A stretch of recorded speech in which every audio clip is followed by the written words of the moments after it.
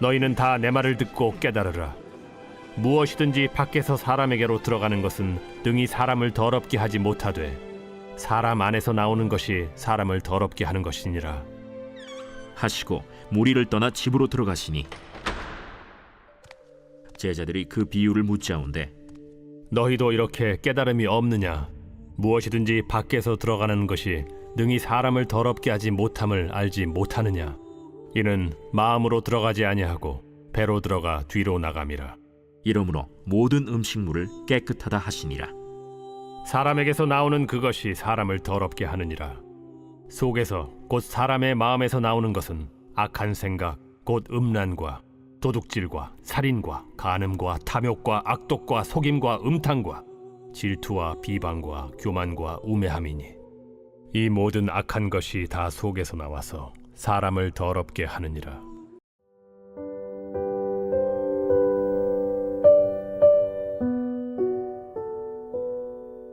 오늘 본문은 어제 주일 큐티 본문에 이어서 예수님께서 무리들을 불러 다시 말씀하시는 상황입니다. 어제 큐티 본문을 잠시 보겠습니다. 7장 1절을 보시면 오늘의 상황은 예루살렘에서 온 바리새인들과 서기관들이 예수님의 제자들이 씻지 않은 손으로 음식을 먹는 모습을 보고 예수님께 왜 당신의 제자들은 씻지 않은 부정한 손으로 음식을 먹는지 묻는 것으로부터 시작이 되었습니다. 당시 예루살렘은 모든 문화와 종교적인 부분에서 유대의 중심지였습니다. 그래서 바리새인들과 서기관들이 예루살렘에서 왔다는 것은 예루살렘에서도 예수님에 관한 소문을 듣고 이들을 파견한 것입니다. 그만큼 예수님에 대한 유대 지도층의 반발심과 적대감이 더욱 확대된 상황인 것입니다. 그런 그들이 예수께로 와서 목격하게 된 것은 바로 예수님의 제자들이 장로들의 전통이라고 부르는 자신들이 엄격하게 지키고 있는 이 전통을 지키지 않은 채 씻지 않은 손으로 음식을 먹는 모습이었습니다. 그러니 예수님께 와서 직접 물은 것이지요. 이 장로들의 전통이라는 것은 유대 사회에서 굉장히 중요한 것이었습니다. 모세에게 주어진 성문율법을 지키기 위해서 하나하나 세세하게 해석하여 오늘 본문에 나오는 음식법이나 식사 규례와 같은 것들을 엄격하게 준수하도록 강요했습니다. 이는 거룩함에 이르기 위한 정결 의식으로서 매우 중요하게 여겨졌습니다. 그리고 나중에는 유대 사회에서 모세의 율법보다 더 권위를 얻게 되었습니다. 사실 성문율법은 제사장들에게 주어진 것이었지만 유대교에서는 모든 그리스도인들이 이 전통을 엄격하게 준수하도록 했습니다. 그런 그들에게 장로들의 전통을 따르지 않는 모습은 부정하고 더러운 것으로 인식되었던 것입니다. 그래서 그들은 씻지 않은 손을 부정한 손이라고 하였는데요. 이는 어떤 위생적인 더러움을 말하는 것이 아니라 의식적인 차원에서 깨끗하지 않은 상태를 말하는 것입니다. 이처럼 장로들의 전통이라는 기준을 가지고 나온 이 바리새인과 서기관들에게 예수님께서는 이 백성이 입술로는 나를 공경하되 마음은 내게서 멀도다. 사람의 계명으로 교훈을 삼아 가르치니 나를 헛되이 경배하는도다 라고 말씀하셨습니다. 그리고 오늘 본문에서 예수님께서는 이 유대교 율법학자들과의 논쟁 후에 다시 그 논쟁 당시 곁에 있던 무리들을 불러서 참으로 진정으로 더러운 게 무엇인지 가르쳐 주십니다. 바리새인들은 씻지 않은 손으로 음식을 먹으면 부정해진다고 여겼습니다. 그러나 예수님께서는 무엇이든지 밖에서 사람에게로 들어가는 것은 사람을 더럽게 하지 못하고 사람 안에서 나오는 것이 사람을 더럽게 하는 것이라고 분명히 말씀하십니다. 그리고 모든 음식은 깨끗하다고 선언하십니다. 결국 음식법과 같은 외적인 것으로는 사람이 부정해질 수 없다는 것입니다. 그리고 반대로 음식법과 같은 사람의 열심으로는 거룩함에 이를 수 없다는 것을 말하기도 합니다.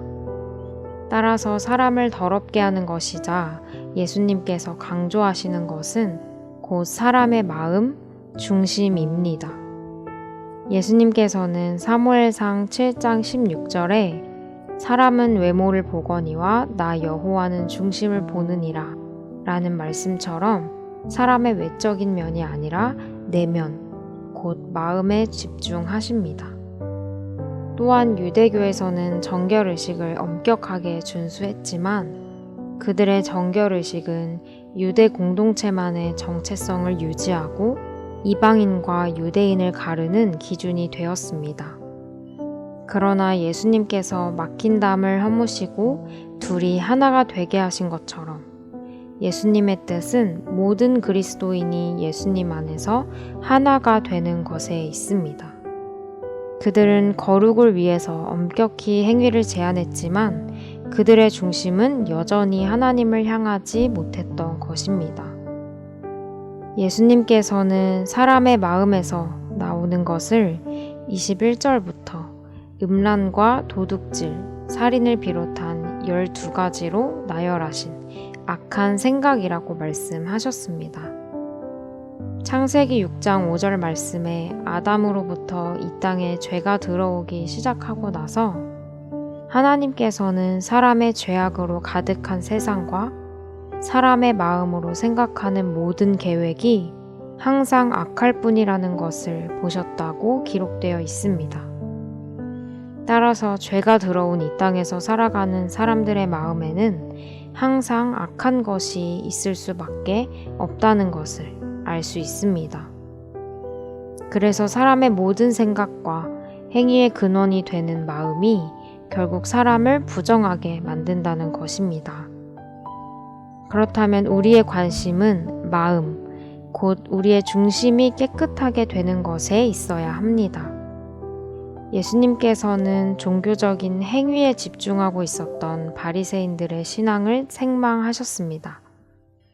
따라서 바리새인들처럼 행위적인 종교의식을 철저히 지킨다고 해서 거룩해지는 것도 그 종교의식을 지키지 않는다고 해서 부정해지는 것도 아닙니다.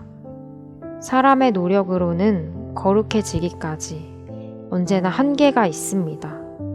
그래서 거룩을 위해 가장 중요한 것은 예수님께 나아가는 일이라는 것을 오늘 말씀에서 가르쳐 주고 있습니다. 예수님께서는 이 예수님의 가르침을 듣고 깨닫기를 간절히 바라셨습니다. 예수님께서는 겉으로 드러나는 행위가 아니라 가장 본질적인 부분, 우리의 마음에 주목하셨습니다. 따라서 우리가 해야 할 일은 우리를 거룩하게 하실 예수님께 나아가 중심을 드리는 것입니다.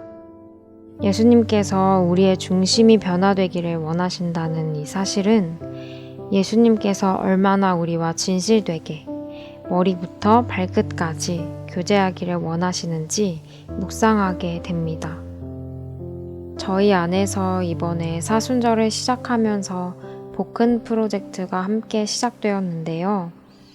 약 40일간 이어지는 필사, 기도, 그리고 찬양 묵상 등과 같은 경건 생활이 그저 행위적이고 종교적인 것이 되지 않고 우리의 중심을 하나님께 내어드리는 시간이 되기를 바랍니다. 이 시간을 통해 우리의 마음을 새롭게 하실 수 있는 유일하신 분인 예수님을 더 찾고 부르짖는 시간이 되기를 원합니다. 그래서 우리의 모든 과정이 우리를 하나가 되게 하시고 하나님 나라를 세워가시려는 하나님의 뜻을 이루는 순간이 되기를 간절히 소망합니다. 기도하겠습니다. 하나님께서 주목하고 계시는 우리의 가장 본질적인 부분인 마음을 돌아볼 수 있기를 원합니다. 그러나 우리의 노력만으로는 매일 한계에 부딪힙니다. 가난한 마음으로 매일 하나님께 나아갈 때 하나님 나라를 이루어가기에 부족함이 없도록 우리 마음을 새롭고 깨끗하게 해주시기를 원합니다. 우리의 중심이 오직 하나님만을 향하여 하나님께 우리의 모든 것을 내어드리고 하나님이 우리의 주인 되심을 고백하는 삶이 되기를 간절히 소망하며 예수님의 이름으로 기도드렸습니다. 아멘.